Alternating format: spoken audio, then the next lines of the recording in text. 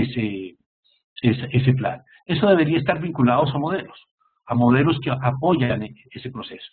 Modelos en los cuales a cada nivel de visión del espacio y de visión del tiempo debería haber una coordinación con los espacios de menor nivel hasta poder tomar decisiones completas que están encadenadas porque las decisiones que se han tomado en uno se respetan como condiciones de fronteras en el siguiente nivel. Y de esta forma poder ver el territorio de diferentes formas, pero verlo coherentemente, verlo fluir, ¿sí? Y que las decisiones que se están tomando en los niveles más altos se van a poder volver decisiones coherentes en los niveles finales. Si no hay coherencia, no hay posibilidad de caminar por la senda.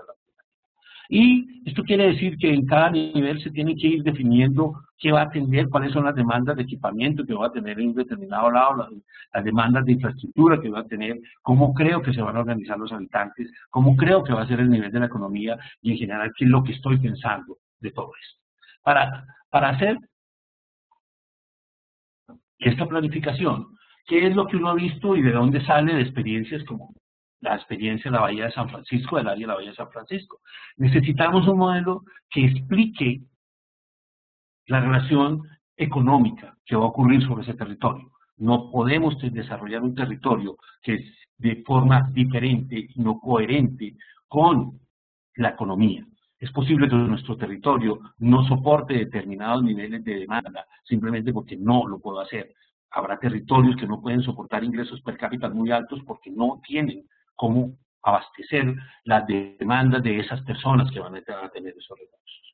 Una vez explicada esa economía, hay que asociarla al desarrollo del suelo, porque la economía, las personas, las empresas, que somos los agentes finales de todo este espacio, ¿sí? Pues nos movemos por razones de economía. Las personas van a buscar habitar y deberían buscar habitar cerca a donde conviven, es totalmente a donde trabajan, es totalmente diferente una región orientada hoy en día a empresas virtuales, a empresas donde no hay movimiento de personas para trabajar, a en regiones en donde las personas y los equipos y el movimiento materiales es fundamental para desarrollar el territorio. Entonces, hay que poder explicar el suelo para poder definir qué es lo que va a pasar. Después de que yo ya defino y he normado y tengo cómo, creo que en mi economía, ahora sí debo comenzar a pensar en cómo ubico cosas ya físicamente cada vez más explícitas en ese espacio. ¿Qué voy a poner en ese espacio? ¿Cómo lo voy a llenar para atender eso que creo que va a pasar? Porque los procesos de llenar ese espacio y de atenderlo no se hacen de un día para otro. Y finalmente llevar a las acciones ya reales, operativas sobre el territorio, las licencias de construcción, los permisos, lo que yo creo que voy a hacer que debe ser coherente con todo este proceso. Esto que yo he descrito no es nada nuevo. Y una forma como desde antes de 1990, ¿sí? Yo creería que hay reportes desde 1980, 80 y pico, 83, aquí aparece, se está haciendo la Bahía de San Francisco, donde se coordinan varios modelos que tratan de explicar lo que puede ocurrir en todo ese territorio, donde hay modelos que tratan de proyectar el uso de la tierra, que son modelos de optimización, en este caso, modelos que tratan de explicar la economía a un nivel primero macro y luego un nivel micro, ¿sí? Aquí vemos lo que hacen los modelos, la idea es que si alguien consulta después la presentación pueda ver, pero fundamentalmente lo que se está tratando es de explicar lo que va a pasar en ese territorio, en esa región. Y esto no es nuevo. ¿Qué es lo que puede haber cambiado? Lo que ha cambiado son los costos de desarrollar los modelos, la capacidad que tienen los modelos, los tamaños que tienen los modelos y los tiempos de solución. Pero la problemática es la misma, siempre tenemos que explicar la economía regional que se va a desarrollar en el territorio y hacer de la manera óptima los equipamientos y lo que puede pasar y tratar de anticiparnos a eso que puede ocurrir. Entonces, esa es una primera parte, un ordenamiento del territorio, una idea.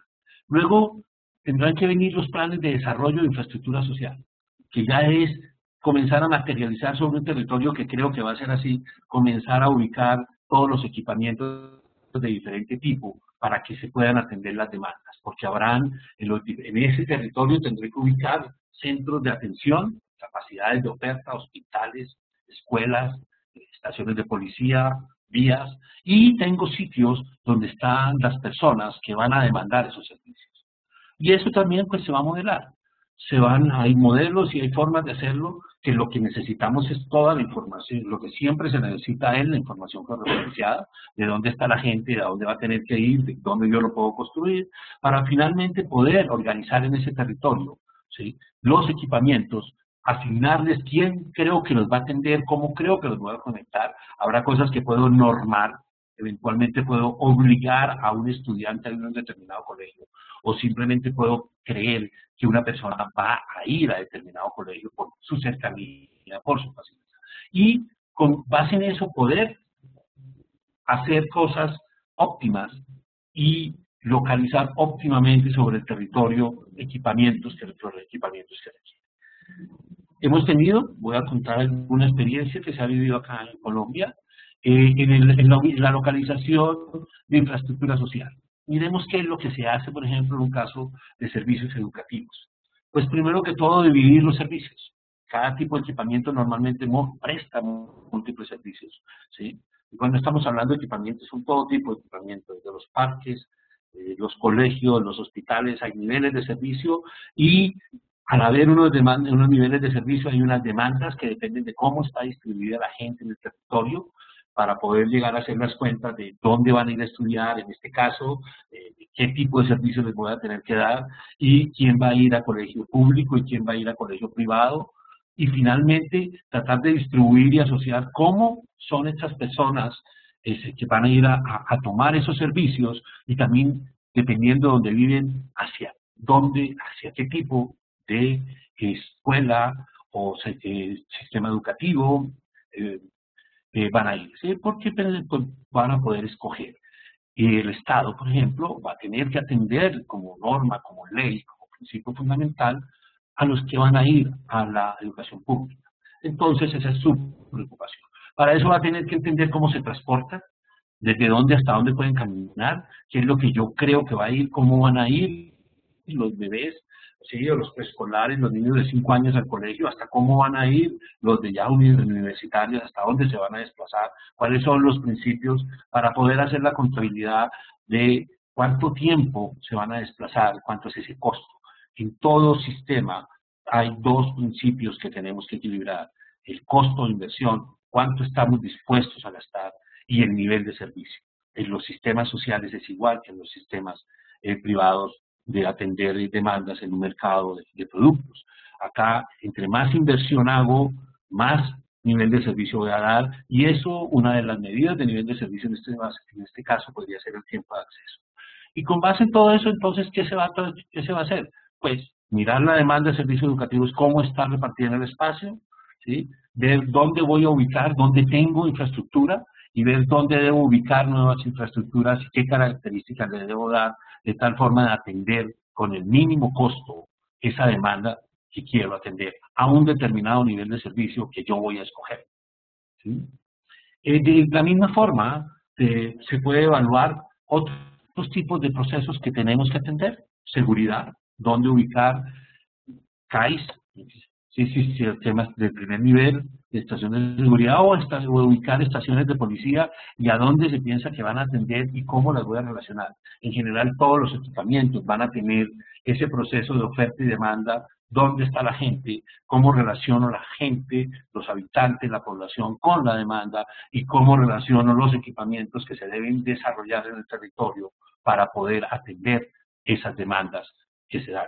Y esas demandas hoy las conocemos dónde están. En el futuro se van a desplazar dependiendo de nuestras decisiones. La construcción de una carretera, determinadas normas, la norma de densidad, de altura, de tipo de construcción, de tipo de uso, van a decidir en el futuro dónde van a estar las personas y, por lo tanto, dónde van a estar las demandas. De la misma forma, podemos estudiar determinados tipos de procesos que ocurren en ese espacio, como los procesos de alimentación, para poder estructurar ciudades,